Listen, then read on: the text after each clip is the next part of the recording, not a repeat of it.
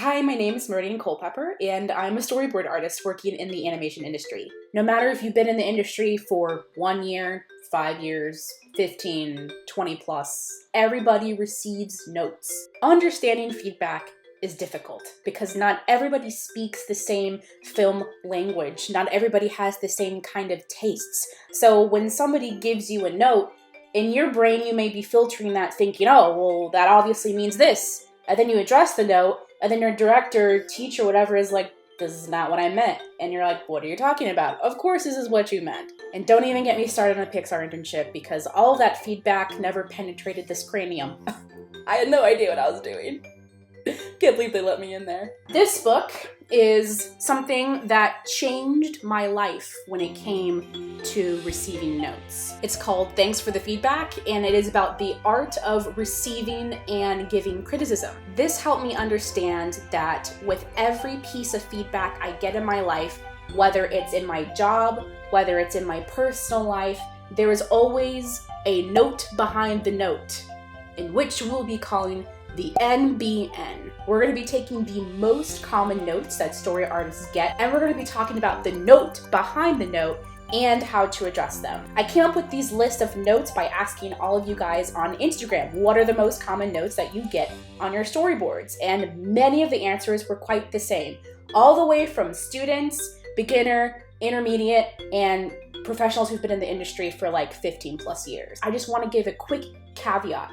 Story is subjective. I know some people out there will be, this is the right way to do it, or this is the wrong way to do it. But art is subjective. There is no right and wrong. But as a professional in the industry, whether or not you agree with a note is irrelevant. Your job isn't to push your own agenda on your boards. Your job is to make your director happy. If you ever want to push back on a note, read the room first, and you better have a good reason to back it up story-wise. Let's just dive into number one right now. Let's just do it. Note number one, make it more cinematic.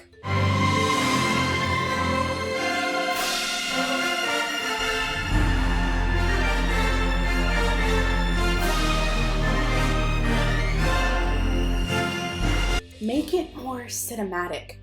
What is the note behind the note? The note behind the note that your director is giving you when they say, I need it to look more cinematic, is your staging is too flat. When you work in a feature production, they're going to want it to look a little bit more like live action, where things aren't necessarily perfectly spaced out, perfectly compositioned. There's a little bit of nuance in the composition and how you frame things and the rack focuses and all those things that together make up the word cinematic. So for this thumbnail I drew, if the note was, hey, I need this shot to be more cinematic, we're basically trying to mimic the imperfections of live action to make the space seem less flat, less 2D, less perfectly composed, and have a little bit more, like we said earlier, nuance. Our person in the foreground is going to be out of focus, and we're focusing on the person who's talking. I'm also going to overlap them slightly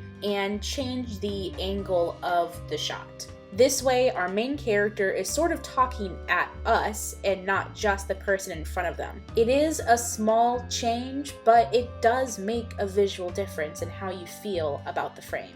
The second note storyboard artists often get is add more specificity. What do you mean, make it more specific? There's a guy, there's the ground, there's the sky. What more could you possibly want? The note behind the note when your director asks for more specificity is, hey, I need cleaner drawings so somebody other than you can understand what's going on here. Your boards look like thumbnails, and I'm gonna need you to step it up a little bit. But it's not just talking about draftsmanship. Specificity can really change the whole meaning and messaging of your storyboard. This panel is in desperate need of some specificity. We clearly see that there are two what look like children in some sort of woods with a creature in a cage, looks like a squirrel. The guy on the right maybe has a gun. It's very thumbnail level, but our director has asked that we specify the image. So we're gonna go ahead and do that real quick. As we go into more detail with our character designs and the environment specifically, the board starts to take on a whole new meaning. Suddenly, the boy on the left is very boy next door. Suddenly, the squirrel is in that little cage there that looks like it's pretty makeshift. And on the right, it's not just another boy, but he looks a little bit more like a bully with maybe a BB gun, giving a disapproving look. The woods around them are more specific. You feel a lot more grounded in this panel. You feel like you're there, like this is not a suggestion. Suddenly, the panel has taken on a whole new meaning. The third note we're going to address today is we're losing the character's point of view. When your director asks to put it in your character's POV, basically what they're saying is, I feel removed. I feel like I'm not in their head. What are they thinking? Feature people tend to not like the camera too far away from the main character. The way that point of view was explained to me in terms of choosing your shots is imagine that there's an orb around your main character. Wherever you put your camera in the scene should be within the orb of your main character. Whichever way the camera is facing, it should be from the point of view of who the story is about. So I show this thumbnail to my director and they say, hey, I'm losing our king's point of view. In this shot, I really want to see his experience, leading this army that is behind him. Right now, I feel like this shot is about the three guys, but I'd like for this shot to be about the king and what he's thinking. So my first instinct would be to push the king forward. Push him forward, and the others can go behind him per the note.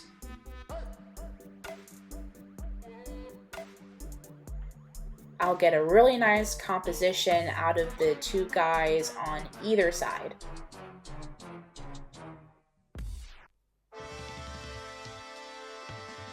So while the original thumbnail is more of a collective group getting ready to fight shot, this thumbnail is more about our character and how they are experiencing the current events.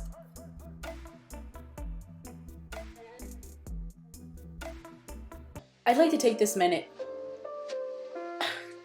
a minute to thank you guys for supporting me and my goofy channel here. I'm still considered green in the industry. As I learn, it comes to me and I share it with you. Let me know what kind of videos you guys want to see in the future. What do you want to learn more about specifically? It can be storyboard-wise, industry-wise, anything related to animation. I'm your gal.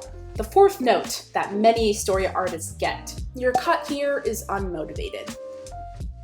Is it food motivated? What do you mean it's not motivated? Here's me motivating the cut with my hand. They're saying the cut feels too jarring and they're looking for a smoother transition between your two shots.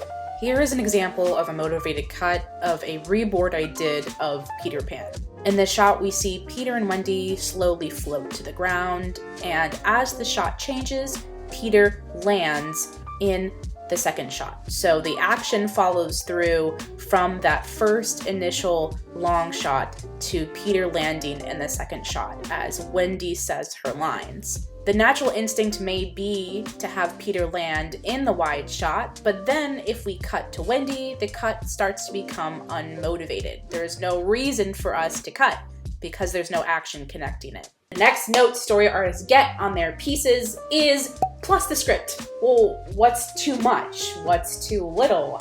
What does it even look like to plus? Here's the note behind the note. Remember all those good things we said about you when we hired you?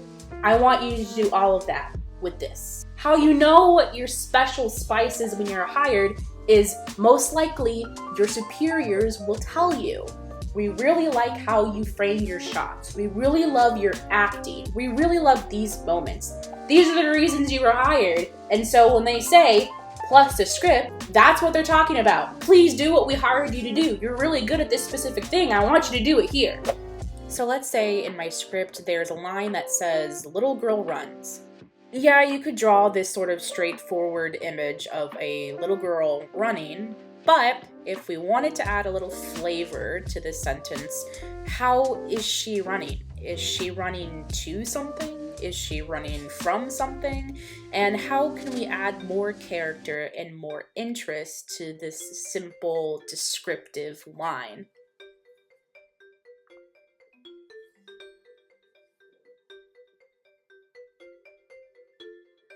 Story artists aren't just here to draw pictures that we're told. Story artists are also here to be storytellers. We're here to look at the script and talk to our director, see what their vision is, and plus the material in any way that helps achieve that vision.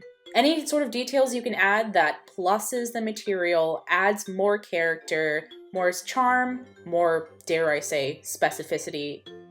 Plusing the script is the green light to get creative and start thinking outside the box.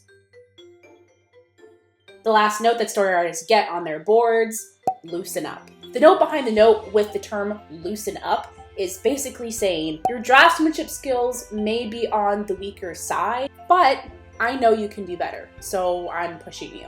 The best way to address the note of loosening up is to draw from life.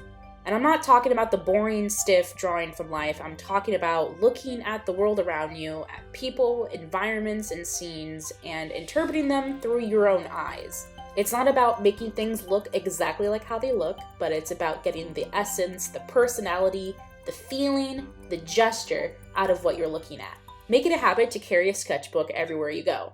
Make drawing a part of your language. The more you do it, the more your brain will be trained to draw in a looser manner, and soon it'll just become second nature when you're bored. It doesn't happen overnight, it takes a lot of time and a lot of experience, but it is 100% doable.